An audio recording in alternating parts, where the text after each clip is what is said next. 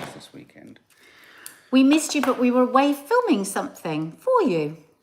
But it was a new little series that we're going to be doing for you, and it was really fab. But you had the curly cooks, you had the chaos and the carnage, all the C's. And we had a lovely time. We had a lovely time. Thank you very much for your reel. That was very sweet of you. Yeah, check out my reel on Instagram that I did. Oh, I love you. Morning, guys. And I know we bicker, and you see us bicker, but I adore you. Do you know that? And vice versa. Yeah. Anyway, that's enough of that. So here we are, back. We missed you. We did. Curly Cooks was pre-recorded this week, and I watched it as a premiere and answered it. And I have to say, I never watch myself. I was really laughing. It's funny. I love the way it starts calm and just builds to an absolute frenzy of madness. It always starts calm, and then the last 20 minutes, half an hour, is madness. Maddie often gets clips for me because, can you find some clips for me so I can post through the week, people that missed it? And she said, yeah, now we've just cut to just clipping for the last half hour because the last half hour is it's however hard we try, it goes tits crazy. It's brilliant. It's brilliant. So, what are we talking about today? Well, obviously, we've all come off the back of Happy Valley. We'll just have a little natter about that. But we're going to be talking about, there's a couple of news stories that we're going to hit that are obviously big in the press, making the headlines. But we are going to be talking about, I want to talk briefly about the UK and human rights. Can't believe it. Just briefly on that. Just briefly. We're going to talk about Armie Hammer, the actor who was accused of cannibalism, rape, sexual assault, coercive control. Was it imprisonment? What's it called when you sort of tie people up or kidnap them? A hell of a lot of stuff. And his career sensationally, obviously, plummeted to nothing. So we're going to be talking about him, and we're also going to be talking about Gary Glitter. And Vigilantes. And a bit of a discussion about what do we do with paedophiles? What do we do with them? Armie Hammer, by the way, hasn't been accused of paedophilia. It's Gary Glitter. And Vigilantes. And we'll talk about it when we get to it. And Mark's got a good ghost story. Yeah, well, I've got a story about ghosts. So have a think whilst we're talking about everything else about your best ghost stories. If you've got any ghost stories, share them. Plop them up when we get to that point. And also at the end, if it's anyone's birthday, tell us it's your birthday and we're going to sing at the end. Light morning chat then, says Chloe H. There will be lightness within. Let's start with something very light. Can I just ask people, anyone that is outside of the UK, can you just tell us where you are? Because I do get fascinated by the corners of the earth that people watch. Yeah, there were quite a few on the last live Curly Cooks, weren't there? Yeah, because I suppose I always think that we're quite British-centric. Yeah, New Zealand. We don't go out. New Zealand, Christine Bett, Wicklow, Ireland, Clodagh Egan. I want to come to Ireland. Cork, Judy Mulholland. North Carolina, Jalen Luther. Perth, Western Australia, Michelle Hofstein. Carol Aveyard, Australia. My Little Peonies, Germany. Moira Instance, Perth. Oh, you need to I didn't know you were in Germany. Moira Instance and Michelle Hofstein, you need to get together. Kildare Island, Grania Scarlet. That sounds so cool, doesn't it? Hayley White, Toldo, Spain. Toldo. Yeah. Peterborough, Carly, you know. That is exotic, Peterborough. Jude Lake, New Zealand. Chicago, Tez, Chicago Cubs. Toledo, Hayley White. Wow. Seven Oaks, Kent, Elaine Upright. London, Zoe Agnew. Yeah, quite a few there. Look, North London, Corshe's Adventures. Love it. Yeah. Wouldn't you just love to talk to some people and just say, how did you find the channel? I mean, did you just stumble into it? Did somebody tell you? Did you? Yeah. Somebody the other day messaged under Sydney. our agony aunt and uncle, and they were from America. And they said, we've just started this new podcast, Agony Aunt and Uncle. And it said underneath, oh my God, I nearly missed this. Agony in America means something very different. Does it mean agony? It just means agony. Agony means agony here as well, but maybe you never say agony aunt and uncle. Maybe it should be. It's quite weird when you drill into it. Maybe we should change it to agonising aunt and uncle. But anyway, Happy Valley. If you haven't seen we did a live reaction review of the finale. Yeah, if you want a full review, you can watch that. I had some follow-up thoughts on it. I was left a little bit, not necessarily underwhelmed by the ending, but I felt a little bit like I was having a great relationship with someone and then they suddenly dumped me. So I felt a sense of loss, sudden loss at the end. And I was striving to understand the parallels between the pharmacist's story and the Tez. sports teacher's story alongside Tommy's. And I think it struck me that a neat parallel is two very different ways of abusive control over women. Do you know what I mean? You got two very different stories running parallel. I don't know if that was intentional by the writer, but yeah. Yeah, but check out our full review because we have watched it all the way through. Yeah. Tez, I remember you joining us around the Meghan and Harry time. I remember that. I do, yeah. And thank you for my cap. So, shall we? Lee, we talk about that, how we ended up feeling sorry. And that is going to, for Tommy, that is going to feed into our discussion around Armie Hammer and Gary Glitter as well. Yeah. So just quick, I just want to, in case you're unaware, the Tory party are talking about leaving something called, and I just wanted to share this. Don't worry, there'll be no spoilers. The European Convention on Human Rights. This is the Conservative Party. You know how we've said many times before that really this country isn't run for the people of this country. It's run for the Tory party. And so Rishi Sunak, who's kind of, where's Rishi? It's almost like where's Wally? Is coming out with something that was mooted a while back with Boris Johnson, which is to leave the European Convention on Human Rights, the ECHR. This is so shocking. This is, to be fair, this is facing quite a backlash from Tory MPs. But this is why they're doing this. This is a sort of, if you like, this is a last bastion for some, Brexiteers of having to do things the European way. Whereas actually this was born of it's human rights. I mean, what can be wrong with human rights? The reason for this is because Sawalha Braverman is chomping at the bit, positively frothing at the mouth with excitement around the fact that coming out of the European Commission for Human Rights, European Convention of Human Rights, we can really, really deal with migrants in quite a meaningful way. Mark, say the shocking thing about the other two countries that have done that. Well, this is the point I was going to say. So, you could start to get into a discussion about the rights and wrongs. You might have a problem with migration. You might think, well, what's the solution and all that kind of stuff. Well, this is a worrying solution because the only other two countries outside of it are Belarus and Russia. Just pause with that for a second. And sometimes there's what was that Groucho Marx thing saying, I don't want to be at a party that would have me as a member or something like that. Do you know what I mean? I don't want to be a member of a club. Where they accept me. Yeah, exactly. So surely just by association, you look at the list of members and you go, we must be suggesting something a little bit strange here. If it means we're alongside, but at what point? Get embarrassed yet again that the rest of the world, so often you hear it, don't you, in like France and Germany, people say, how, expats living out there say, how are your family at home? And, things are so bad over there. It's just another thing. The rest of the world is going to be saying, what? Well, what is going on? It's just, now, the slightly kind of good news is they don't think this could happen before the next election, but therein lies the story as to why they're even suggesting it. So they're suggesting it knowing they couldn't do it in this sort of term of But it Parliament. Makes the people that but it like will that sort regenerate of anger. Excitement in the grassroots. Right. This will be part of their election campaign. So anyway, I just wanted to flag that up because it just shows another sort of move that we're making towards total embarrassment on the world stage, I think. And isolation. Yeah, isolationism. Because the more you remove yourself from these establishments, I don't know what you call it, the more you are out. We're already outside of everything. Yeah. We're the only country in the world that's imposed their own sanctions. We have sanctions. We've put sanctions on ourselves. What, because of Brexit? Yeah. And also in the news, I was saying this last night to the girls, we're in a remarkable situation where the world's two largest superpowers are having an argument about a balloon. But it's a really bad argument because it's between China and America. So America shot down a balloon. Was it a helium balloon? It's a balloon that the balloon. Chinese say was a weather satellite finder. And Biden's been under enormous pressure to have it shot down. Yeah. And from the public. It was floating over Montana. They've now shot it down, but it was clear out of the way by that time. And so they're saying this was really public opinion that forced them to do this. So we've now got a situation where, like at a kid's party, China are really upset that America shot down their balloon.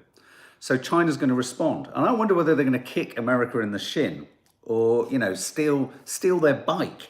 I mean, it's Mrs. ludicrous. Sadie C says Balloon Gate scares the crap out of me, to be honest. Well, exactly. I tell you what I think will happen. We were talking about this. If when they, because America are going to retrieve all the bits They've of this now balloon. got the divers there looking for the bits. Imagine if they don't find any bits. Oh, maybe that's what they'll say. Of course, that's what I was saying. That is exactly Yes. what they say. The last thing Yes. America's going to say is that this was a spy balloon, even though they shot it down. Because if they say it's a spy because balloon, if the Chinese government are embarrassed by this, this will cause, well, it could cause another war. so the year gets ever stranger with Balloon Gate. Stranger and Balloon stranger. Gate. Imagine a world. I mean, you know, World War One was started by the shooting of a Serbian prince or king or duke or something.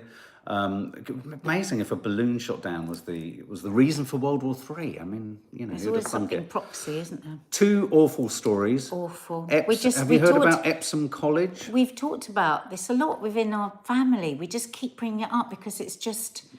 The Epsom College. Yeah, one, well, and so we've been talking a lot about Nicola Bully, and which we'll go back to. But then last night, it felt like, oh my God, when this news came through about Emma Patterson, Epsom College head. She was before the head of Croydon College. I know, yeah. And her husband and a 7-year-old child found dead At the school. at the school.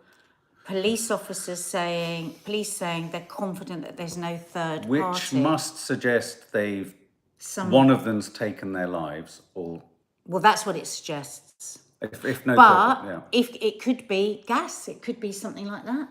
an accident. Yeah, it could be, you know, what's it called when you have the fumes? Oh, carbon monoxide. Could be poisoning. carbon monoxide. Of course, we will eventually hear, but it just, I just found that so upsetting. I think one of the weirdest things about this 45, story... 39 and 7 years young old.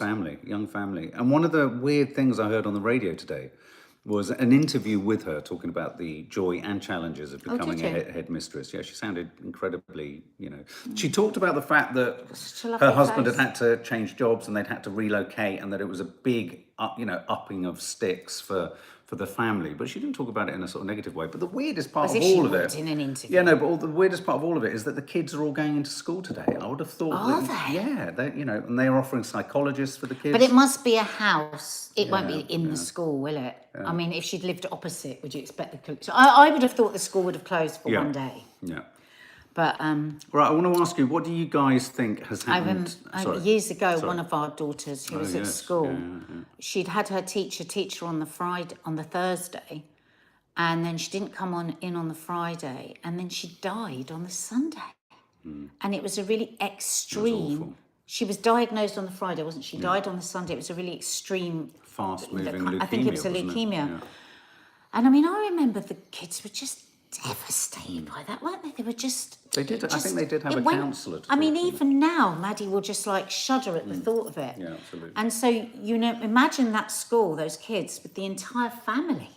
Yeah, just awful. Oh, did you? Awful. And then, of course, the family of Louise Bully. Is it Bully? Nicola Bully. Nicola Bully.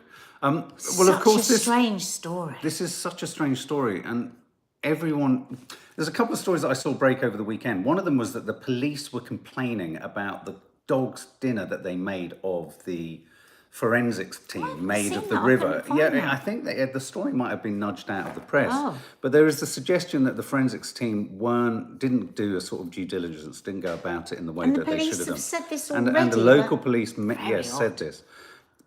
What do you think is going? And apparently, you know, now all sorts of conspiracy theories are coming up, and I'm not necessarily suggesting a conspiracy theory should happen here, but I think we're all sitting here hearing the story, wondering what the hell has happened. Are we not? I mean, the thing is, what it seems to be, obviously everybody knows the story now, that Nicola was on a conference call, she was walking her dog.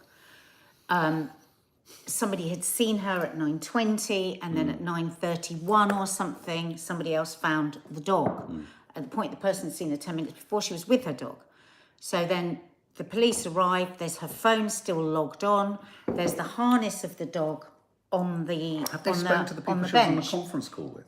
Well, I'm sure they must have done. Right? But so the police had said that they feel that she must have gone after a ball for the dog. So her friend came out yesterday, who walks with her and the dog on lots of occasions, said this absolutely is not the case.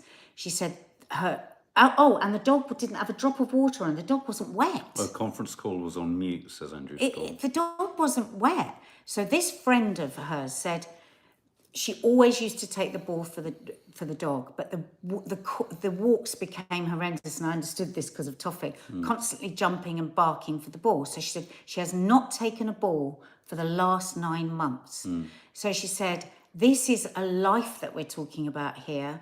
We can't just have just theories and then giving up the search on a theory that hasn't been proven. And I have to say, I agree with her. We went through this ourselves, didn't we? Imagine if this had been one of us and the police said, well, you know, we've looked. This is just a missing person. You'd be beside yourself. Apparently, a private firm is now for free, has offered their services to drag. Well, is it called drag or drag them? Dredge. I mean, lots of amateur sleuths and detectives and people are kind of jumping on this. And someone just said that the forensics team didn't cordon off the area quickly enough, so people tramped through the area. And like someone says there, Anne Murray, if she did go into the water, wouldn't there be signs of where she slipped? That's what her family is saying. There's zero evidence. I know there was a house across the way from her. I mean, people are saying it was only 10 minutes that she was kind of unaccounted for. And thing is, I think the problem is here, because one can't explain it. Yeah, they're giving up on it. One can't just say she's gone in the river. I think that's what's so painful for the family, isn't it? Because like you say, I mean, forensics can pick up a slip or a drop and if there was no ball and the dog's not wet, why would she have gone from the... Yeah. Sniffer dogs. Why haven't they got I mean, we don't know what they have got in there. Zoe says there's a caravan park near there as well. Oh, right. Okay. Why have I said that like caravan park? Well, because it's not a desolate area. But there is an empty house. Isn't there an empty house on the opposite side of the river where she was? Or maybe it was behind her or something? Just feel so sorry for As the family. Rob G. Weston says, a lot can happen in 10 minutes. I mean, I listen to quite a few of these crime podcasts. Not the really salacious ones. I'm really into the investigative one. And it's amazing what can happen. Ross Ouch says, surely a body... Well, I mean, in London, we get many instances where bodies wash up and people haven't even been aware that people have gone missing, in the Thames.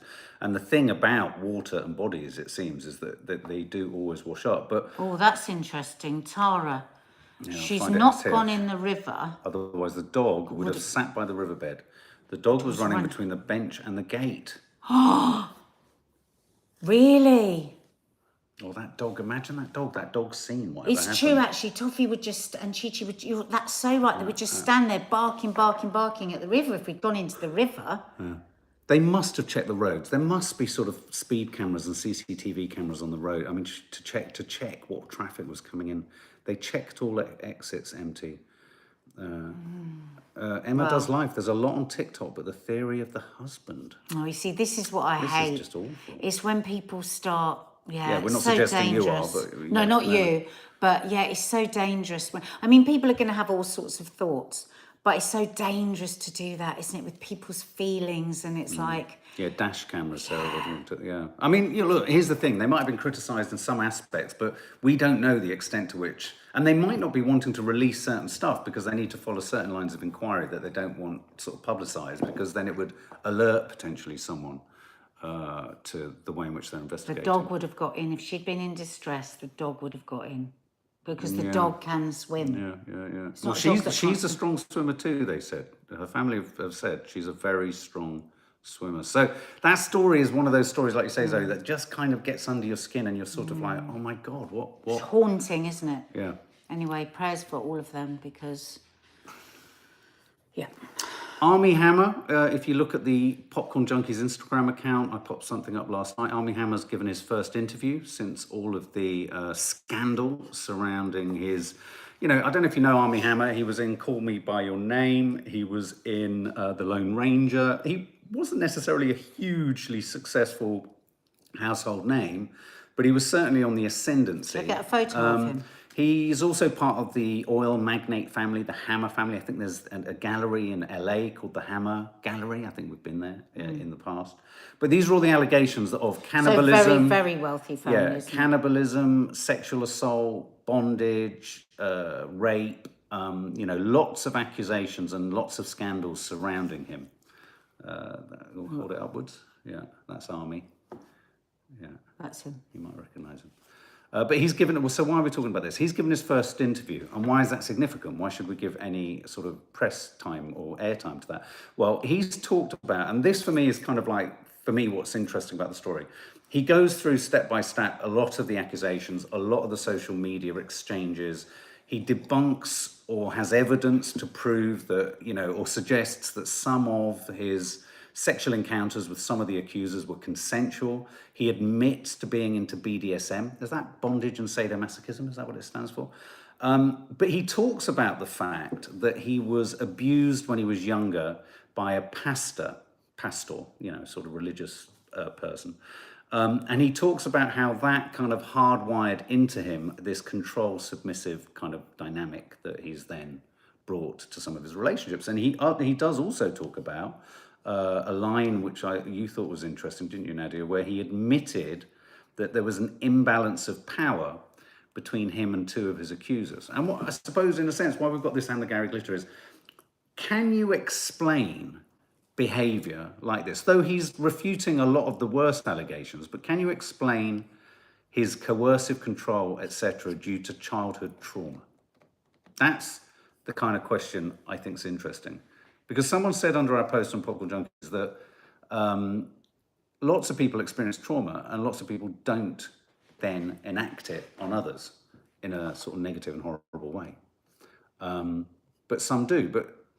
But you've got to allow that different people have different souls and different, you could have a group of people all brought up in the same way. You could have siblings brought up in the same way, and everybody is going to turn out to be a very different person. Yeah. I also think the point at which things can happen, and any parent will probably have had some experience of this, that you can say something as a parent and have absolutely no idea the crack that makes in that child's head for years down. Like some of the things I've said to my mum and dad, of like things that they've said, when you were younger, and you go, well, when you said that for years I thought this, and they look at you like totally astounded. Because I think at the point that things can happen can affect you in such a different way. And also everything else that happens after that, and the other relationships that you might have, and what can... I just think it's so complicated. But for us to say that it can never be a reason for bad behaviour down the line is clearly insane. Why is that going off? It's weird. Yeah, I mean, I think it can be the cause, but as Wonder Woman says, not everyone who's abused abuses. In fact, the vast majority don't. But then you get into the murky territory of, are you dealing with inherent sort of evil intent, or are you dealing with a condition? And then you get into the sort of really murky waters of, can you eventually excuse all behaviour with some kind of sort of experiential or medical or mental kind of definition or description? And suppose what I'm leading to is, can you just be a nasty fucker? Yeah, I think you can be a nasty fucker, but I think you can be horrendously damaged. And some people it takes more, and some people it takes very little, but I think you can absolutely be damaged. A couple of weeks ago, I was watching something. It was a horrific program, actually. It might have been 24 Hours. I can't remember what it was. Anyway, it was somebody trying to track down a man who had been consistently with different girls, luring them. What's it called? What's that terminology when they charm them? It's kind of like boyfriend charm. They use it with Andrew Tate. Grooming? No, but it's something. It's kind of like they become a boyfriend of sorts, and then they turn into these like monsters. Right. Anyway, right. He was a complete monster. It was so despicable what he was doing.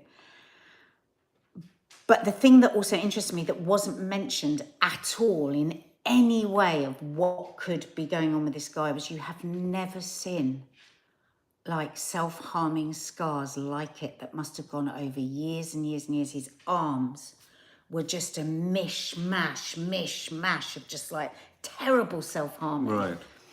And at no point was it discussed by the police or anything, but his eyes were also just like, they were just empty. Just like that 1,000-mile stare. And I couldn't help have running underneath what I was watching. Don't get me wrong, I despise this man and everything he did, and I wanted him to be put away.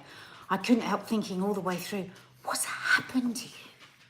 What's Well, like happened as to you? someone says here, though, you can explain it, but you can't justify it. Rob G. Weston, behaviour isn't justifiable, it can be explained. Exactly. I mean, if somebody is hit all their childhood for everything that they do, would we in any way, if we saw them then hitting their child, explain that as a possible reason why they're hitting their child? Well, but I think this is such a difficult kind of thing for humans to deal with, because he talks later in the interview about, is there not the opportunity for rehabilitation? I mean, you can see why this is leading to Gary Glitter in a minute. You know, do we live in a society where people talk of rehabilitation but don't really, in a sense, believe it's possible or want it? Because once you have a fixed idea of someone, you've got a fixed idea of someone. And if someone's done bad things, I mean, I think what he's arguing is that, yes, he's into all sorts of weird stuff. Well, maybe not weird stuff. Erin, you've just said, you know, but he's into different stuff to the mainstream. He's suggesting it was more consensual than perhaps the press has allowed. You know, with that judgment, is he allowed to rehabilitate himself? He quotes the story of Robert Downey Jr., you know, coming off the rails big time with drugs and what have you. But I suppose the difference there is drugs, to that extent, was harming himself. I mean, we're far more forgiving of someone who harms themselves than obviously potentially harms anyone else. But is there any potential for rehabilitation?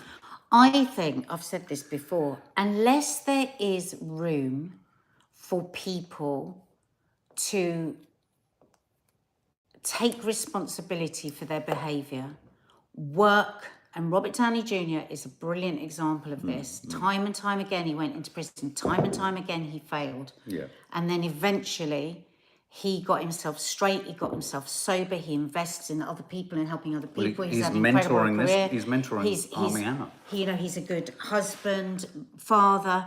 You have to be able to say that people have the chance to change. Paedophilia, that we're going to be talking about next, is a very different ballgame for me. But you have to be. But what worries me about his article is that he's gone to this rehab and now he's moving in with somebody else to help them with his rehab. Well, and he's sponsoring them. That sounds way too soon. That, in my opinion, sounds like somebody wanting to pack this up very quickly and say, here I am, I'm healed. So... Right, I'm just going to... I don't feel comfortable with his interview at all. It feels... I want to share some of your thoughts on this. Tony Marie Cleveland, I know firsthand that people experience trauma but do no harm to others. Also, some people seem to be born with whatever it is that makes them naturally drawn to evil deeds and thought patterns. I think the notion of evil is a really difficult one for us to comprehend. Mrs. Sadie C., you're talking about learnt behaviour, Nadia, but his behaviour is more than that. Jalen Luther. Yeah, no, his behaviour is way more than that. Yeah, I'm not saying what he's done is he's learnt this and he's reproducing it. I'm saying what I'm saying not very well is that trauma and abuse will affect some people in a really negative way to others, and other people will turn it in on themselves, and other people will heal and move on. There's so many different ways that it can impact. Right. Yeah, Jalen Luther, there's rehabilitation, but still consequences that come along as well. Consequences, exactly. Lee Peart, but if behaviour, hi Lee, but if behaviour can be explained, it means we can and should put measures in place to ensure that children's formative years aren't traumatic, that then could lead to people committing atrocities. Wow, that's what we all want, Lee. But behind closed doors, with people in power, as we know, Erin Bullimore, rehabilitation is perfectly possible, but you can't make excuses before you start therapy. Telling someone you assaulted someone because of your trauma is projection. He has to accept it's his fault. I feel uncomfortable with his interview. I just feel like if I was one of his victims, I'd be like... But can I ask though, sounds like if and how can one judge this? But if he was genuinely on bended knee, genuinely apologetic, genuinely seeking rehabilitation and support, and maybe he is, I'm not suggesting he isn't, and he's genuinely trying to negotiate this, how many of us, whatever the case, will not be turned towards him? It's done, it's over, he's a bad person. And this is what leads us to Gary Glitter, because of course Gary Glitter's been released.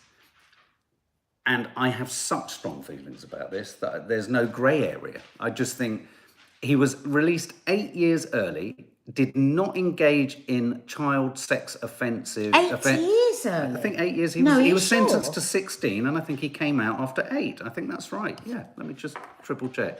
I don't remember his sentence being that high. Because I remember at the time being... Serving Yes. half his sentence. He served half his sentence. Because at the time, he was only being... Yeah, he's done 8 years. he's done Of 8 years. 8 Of years a of a 16-year sentence. But most importantly of all, in the sort of probationary system or whatever happens in prison before they release you, he didn't engage in rehabilitation So how was he courses. released early? He For didn't good he didn't behaviour? engage in rehabilitation courses, and they perceived him to still be a threat. It beggars belief. What did he eventually go away for? Well, it was Because- two historic rapes in the 70s. Yes. And then possession of something like 3,000 images of, child porn. Yeah. Oh, interestingly, I was just reading something with the 4,000 NSPCC, and images. they were saying we should never call it child porn, which is interesting. It Right. should always be called child abuse. Child abuse, that's a good point, because yeah. it's, and I thought, God, I'd never thought of it like that, but that's an important distinction. So, of course, he's been... But let's not forget, before he was put away, I can't remember what country he went to. Vietnam. Was, This is did where he escape? Vietnam, he did 2.5 years in prison. And then he came out and he got this villa, this huge villa, and there was a stream, because I remember News of the World or somebody did a big expose on it. He just had so many young girls living in there with him, and you're just like, oh my God, I was so embarrassed. I remember at the time, like, we should have him back here and he should be in prison, going around the rest of the world where there aren't as many protections as there are here. It was just a disgrace. And to think that he hasn't involved himself in any programme and he's out. And the weird thing about this is Nanny Di worked in a prison years ago where there was a paedophile ring, and she went in thinking, rehabilitation. Paedophile wing. Yeah, that's what I said. You said ring. Oh, did I? Yeah. And she went in, I think, thinking, Mum, I think you're right. Rehab In thinking in rehab and all that kind of stuff, that it could be. And then by the time Nanny Di came out, she was like, it's not possible. You don't, yeah. You don't make progress with them.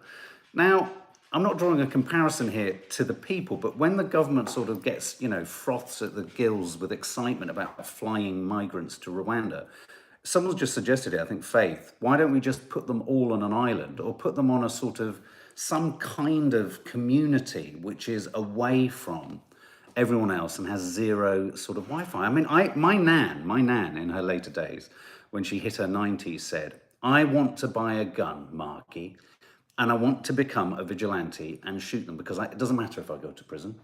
She just wants to go out. Now, what do you think of the vigilantism? Can people take the law into their own hands, even with someone like Gary Glitter? Because he's been put in a halfway house. I think is it in Poole? I think it's in Poole in Dorset. And it's Someone really here says near it's really near to them. And it's really Or a near friend. a children's playground, isn't it? Yeah. I mean, I feel we have the right to ask our government to explain to us why somebody who is a danger and who hasn't done the things that you need to do to get out, how is he out early? I mean, lots of people saying no to vigilantism. absolutely. No. Yeah, because as you rightly say, they could get innocent people. If they get innocent people, remember the time when they went for the psychologist Yeah, because they yeah. couldn't read it properly. And also, years ago, when I was working on Kilroy, I talked to a number of vigilantes, and they're sort of organised vigilantes, if you like. They do this full time. And I remember one particular person. Now, she didn't say to me that she'd been abused, but, you'd have to be deaf, dumb and blind and stupid not to pick up that she was. And she was so driven, and she spent all of her time hunting paedophiles, basically. And so many awful things happened to her. She got knocked over, it's dangerous. I mean, it's dangerous. Apart from anything else as well, we can't have a lawless society, because all kinds of very unpleasant people could take it take it upon themselves to start policing us, and you don't want that. So vigilante never is Well, okay. can I just read this? Mrs. Sadie C, really interesting point. Vigilantes are often just bullies pretending to do the right thing. Exactly. Faith says physically castrate them rather than chemical, which they can avoid. Now, we were talking about this earlier, and there is the chemical process that I think you were saying they use in Sweden, was it, or somewhere?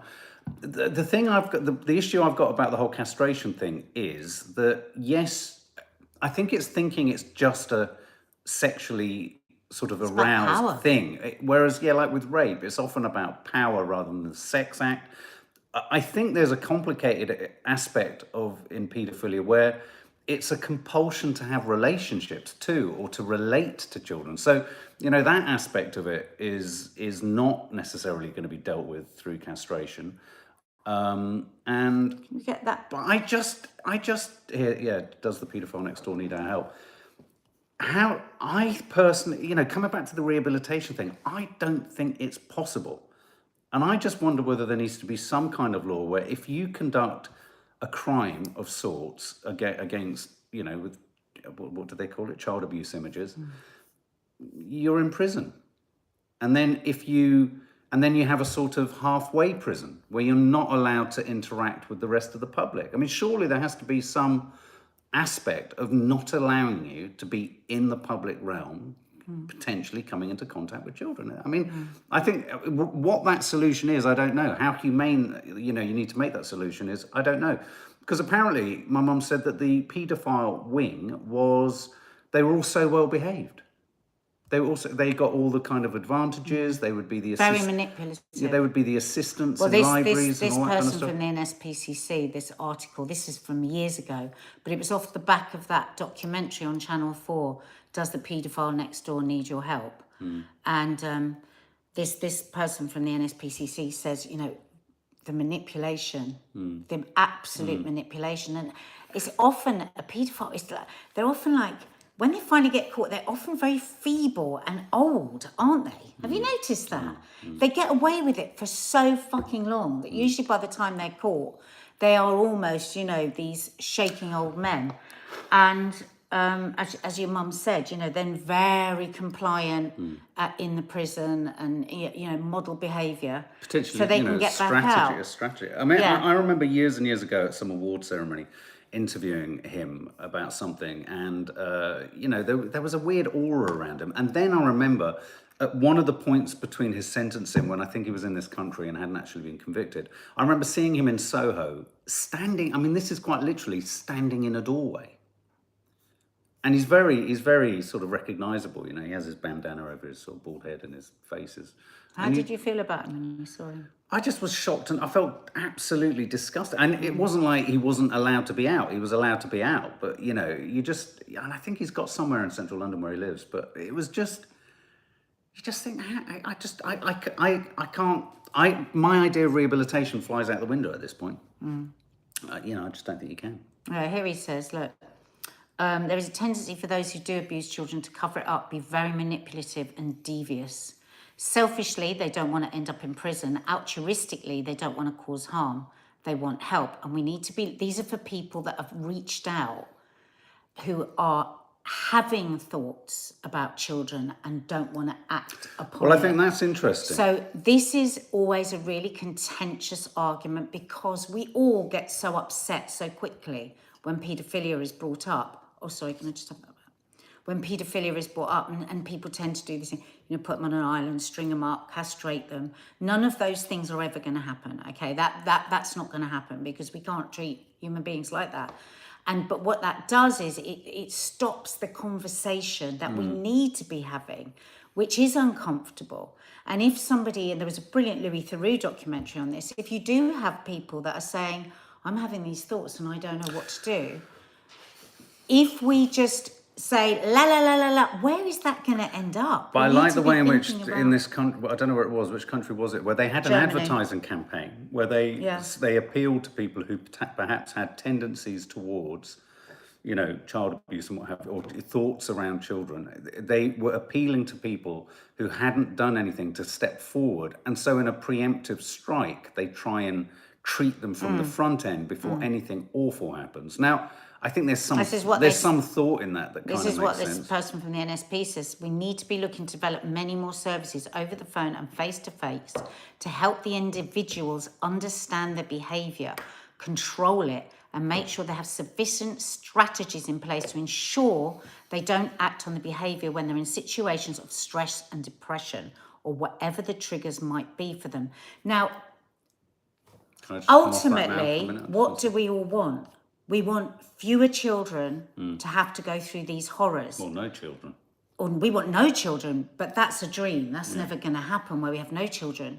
So if we have professionals saying we need things like this in place to be able to reduce them, we have to listen to them and not go, well, there'll be money better spent somewhere else. But if this is going to possibly stop even a handful of children going through it, then surely that is, we've got to be having these really uncomfortable conversations. Otherwise, I we're agree. never going to have any change. I think, put simply, with this guy, with this monster, he just needed to serve his time, and he shouldn't have been allowed out because he No. wasn't engaging with any of the rehabilitation courses they were offering him. I mean, it's a clear-cut case. And as far as vigilantism, got to say it, goes, of course, we both But how would disagree we- with that. yeah. But I do understand the passion of the people Living in that locally, area, absolutely. and going and demonstrating, peacefully demonstrating, because I don't understand why we haven't been told he's been allowed I out think early. some kind of vigil.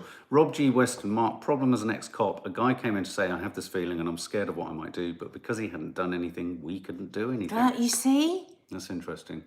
You see, somebody should be put into There a needs a program. system of sorts, yeah. And as the NSPCC say, whether it is because they're scared they're going to end up in prison or whether it is because they're altruistically worried about children, doesn't matter. It's about stopping, We've really run over, haven't we? acting out. We've run over time. I wanted to talk about ghost stories. So perhaps you could drop your ghost stories, if you've got any, in the comments below this when it's uploaded. But I just wanted to share this story, which was trending earlier today.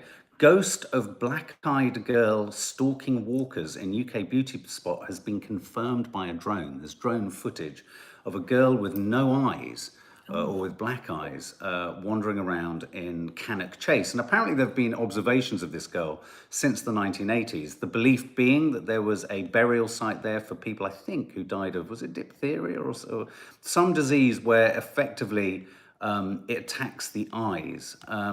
In the 1800s, there was a diphtheria outbreak and it claimed the lives of local children. It's quite a chilling image of a little girl with no eyes. And that's not the drone shot. But I just wanted to ask, have you got ghost stories? You had one particularly. Do you remember in Spain? Yeah. Do you want to quickly share Well, no, that? I think we should share that one and get people to share theirs, and then we'll do ours and we'll tomorrow. talk about it tomorrow, absolutely. But ghost stories. And I've got a very old one that happened. So guys, can we just say, hope you get well soon to Leah Carter, who's got COVID, diagnosed with COVID. We've had it twice. Yeah, it's a bugger, isn't it? Horrible. It's an enough drag on. Yeah, let's just deal with that. I know, the earthquake in Turkey, somebody it's just just saying, it's just awful. Okay, guys, look, lots of love. Have a good day. And I'm not too sure what's going to land on the channel later, but something will.